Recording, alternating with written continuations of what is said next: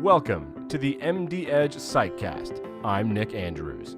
This week, as promised, Dr. Norris is continuing his conversation with Dr. Jeffrey Strawn. This time, they talk about the latest research on SSRIs versus SNRIs for pediatric patients and what to do when young patients with anxiety need treatment for comorbid ADHD. And be sure to stick around for Dr. RK, who will be discussing what she calls a basic human right, voluntariness. And now, Dr. Lorenzo Norris and Dr. Jeffrey Strawn. Please, Dr. Strawn, it's a pleasure to have you on the MDedge psychcast. It's a pleasure to be here with you. Thank you. So we recently were trying to tackle a question that's been around in child and adolescent psychiatry for a number of years, and that is, do SSRIs work better or differently than SNRIs? And certainly as background, we know that we have currently one FDA-approved medication for the treatment of pediatric anxiety disorder, and that's duloxetine, which is FDA-approved for the treatment of generalized anxiety disorder in children and adolescents aged 7 to 17. However, we actually have substantially more data related to the SSRIs, and in particular fluoxetine as well as sertraline, for generalized anxiety disorder, separation anxiety disorder, and social anxiety disorder in children and adolescents. And those three are commonly referred to as the pediatric anxiety disorder triad. So what we wanted to know was, do the SSRIs work differently in terms of having an effect earlier or having a larger effect compared to the SNRIs? And one of the issues is that we struggled with how to actually handle this statistically because there are a lot of factors that differ across these studies with regard to some studies being sponsored by industry, some studies focusing on specific age ranges or specific subpopulations within the pediatric anxiety triad, as well as the general problems that we run into with meta-analyses, which are using different outcome measures. One of the problems with that is that there's an issue in terms of the variability and in reducing those individual measures to a standard score.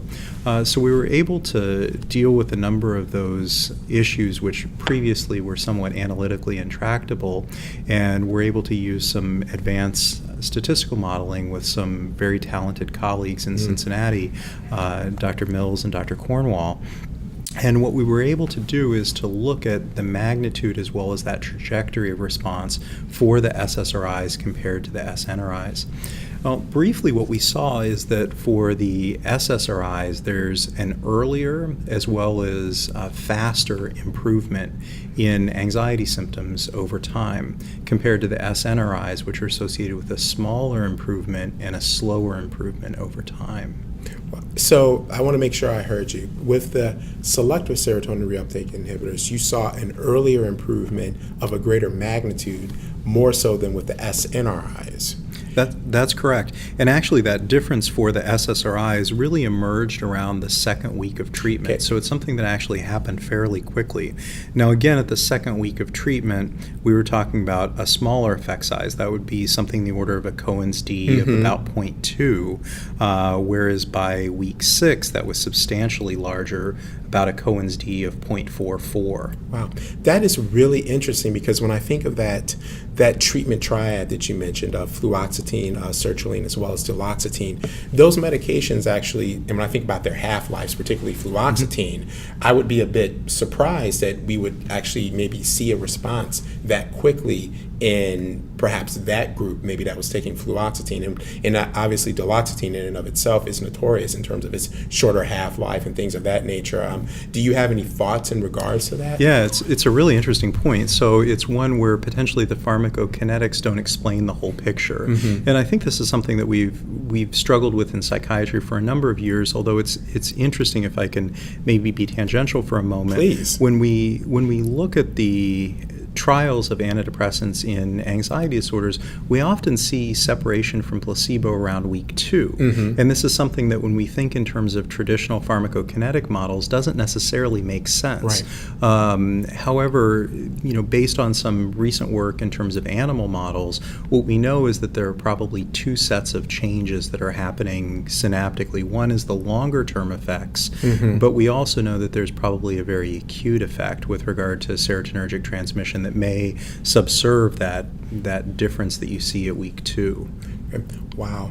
So this is actually really intriguing. So based off of this, I mean, we can't necessarily, I don't know if we're at the point to where we could draw firm conclusions, but certainly things that would be very informative in terms of our clinical practice, and that perhaps we should look at, or more sincerely look at, the use of an SSRI as opposed to an SNRI when we're trying to treat an adolescent or a child. Now, given your role as director of the Anxiety Disorders Research Program, is there any type of, if you will, paradigm that you use or practice pattern that helps you decide between an SSRI versus an SNRI, particularly given this new research that you've produced? That's a great question. So in child psychiatry, I think first when we're talking about the SNRIs, I do tend to use more duloxetine relative to venlafaxine, even though we do have positive trials for venlafaxine in pediatric anxiety disorders.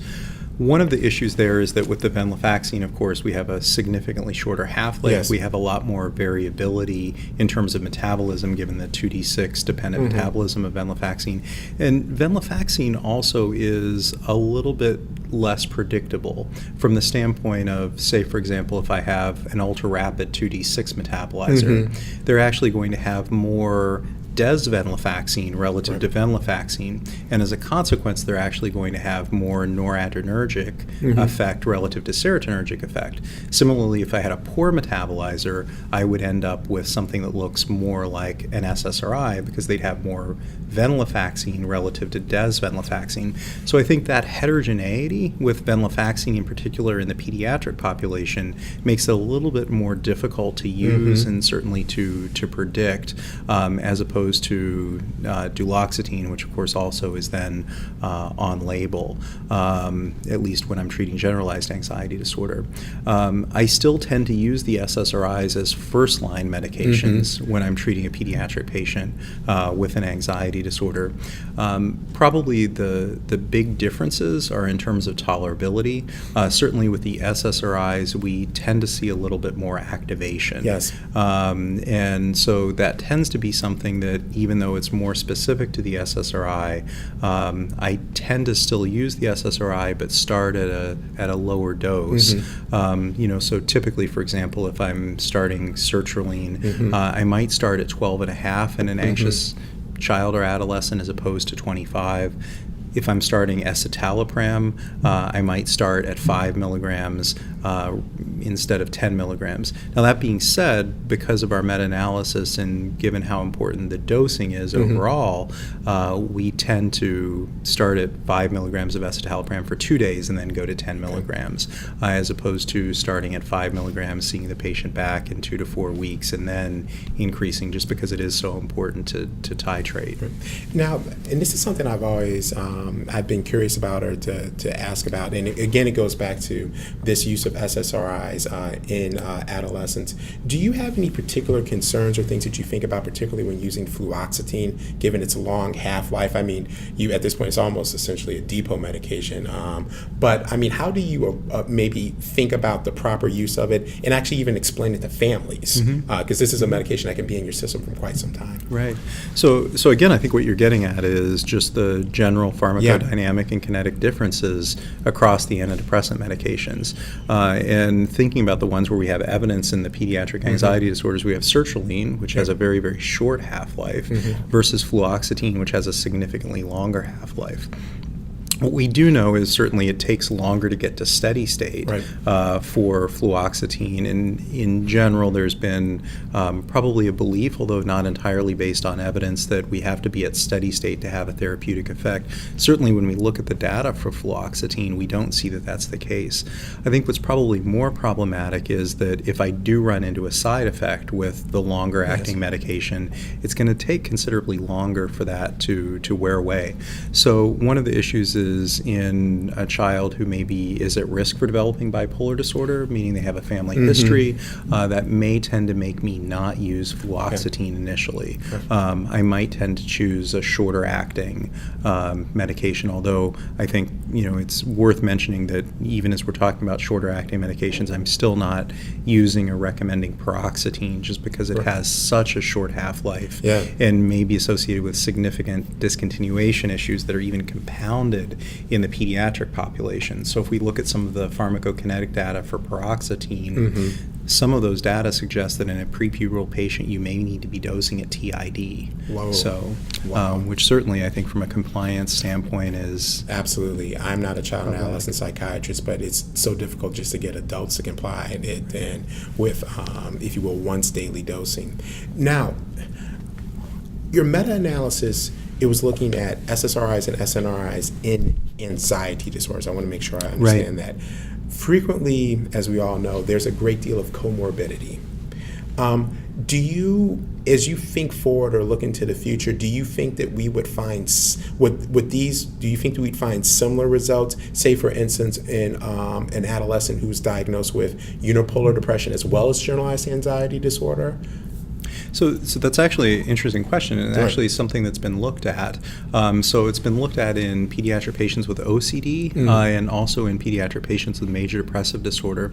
What was observed in those studies, wherein again there's a lot more variability than in the anxiety disorder studies, although there are more studies, is that there is improvement that happens relatively early with the SSRIs, but that there doesn't seem to be a dose-response relationship there.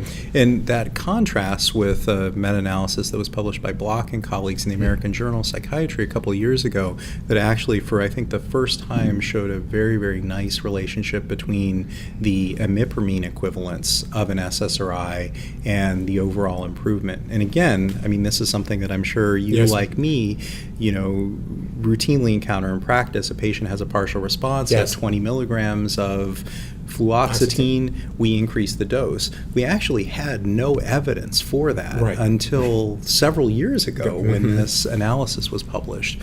So I think one of the issues in looking at that in the pediatric major depressive disorder population is just that there's a lot more variability, and it becomes difficult to see that signal if it is actually there.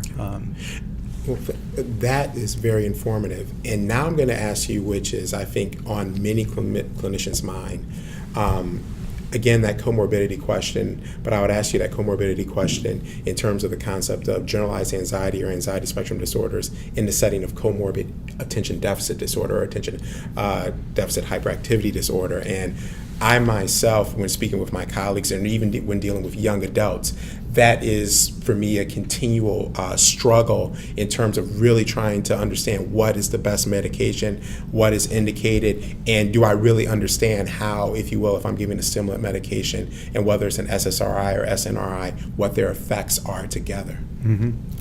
So this is an issue, obviously, that comes up clinically in your practice. It certainly comes up in mine.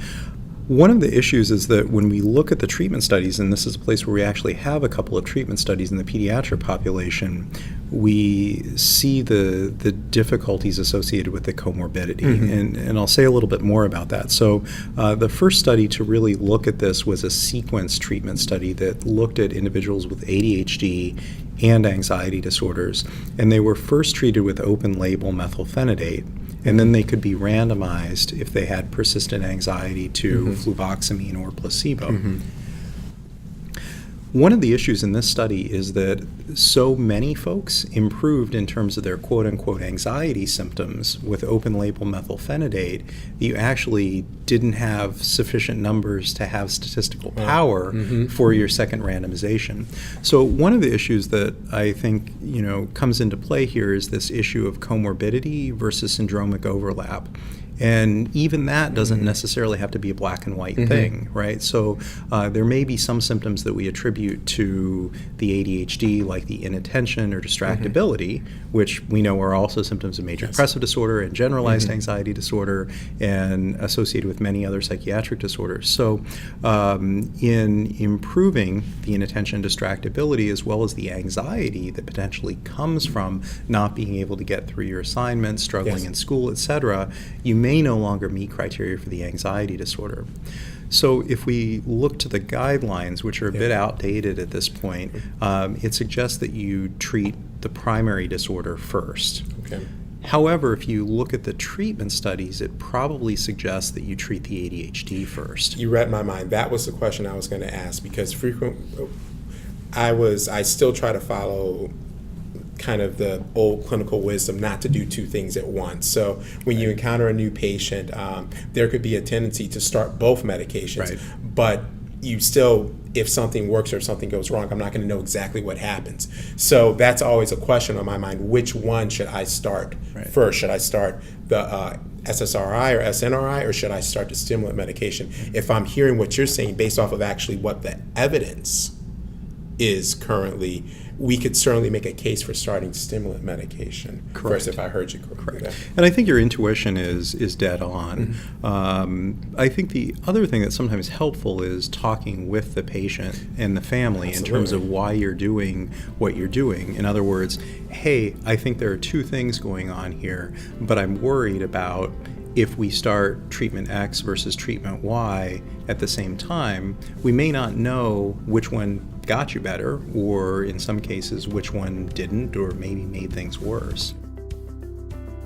And now, Dr. Renee Kohansky. Hi, I'm Dr. Renee Kohansky for MDedge psychcast. The construct of voluntariness could be said to be at core to our most basic human rights, to do something of free will and choice without coercion. And sometimes in our profession, we knowingly are faced with the responsibility of removing voluntariness, a responsibility that is awesome and humbling and should only be undertaken with the most complete and profound respect.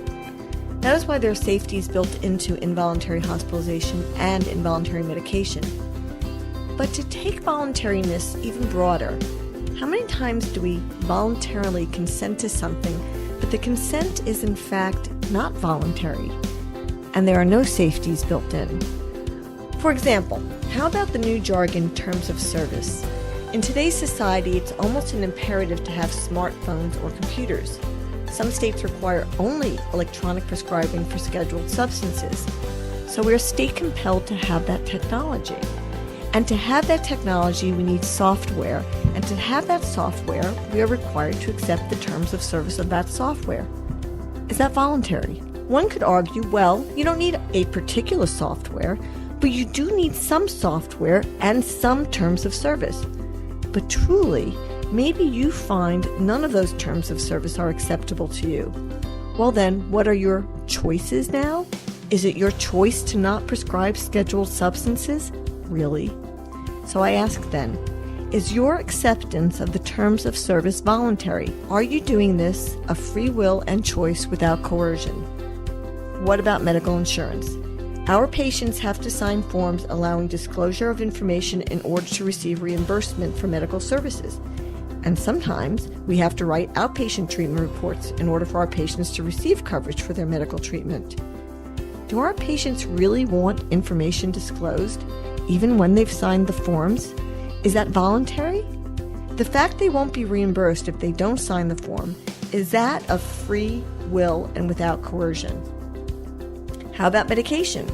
It's become increasingly frequent that even the most inexpensive medication requires a prior authorization, and our patients consent to our sharing of information. Did our patients voluntarily sign on for this?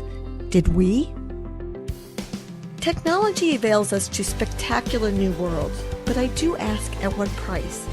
And I submit we have to remain ever vigilant and ever respectful to the intrusion into voluntary consent. I'm Dr. Renee Kohansky for MDedge psychcast. That concludes the psychcast for this week of July 11th, 2018. You can listen to the first conversation with Dr. Strawn and subscribe to the psychcast wherever podcasts are found. For Dr. RK, Dr. Strawn, and of course Dr. Norris, I'm Nick Andrews, and this is the MDedge psychcast.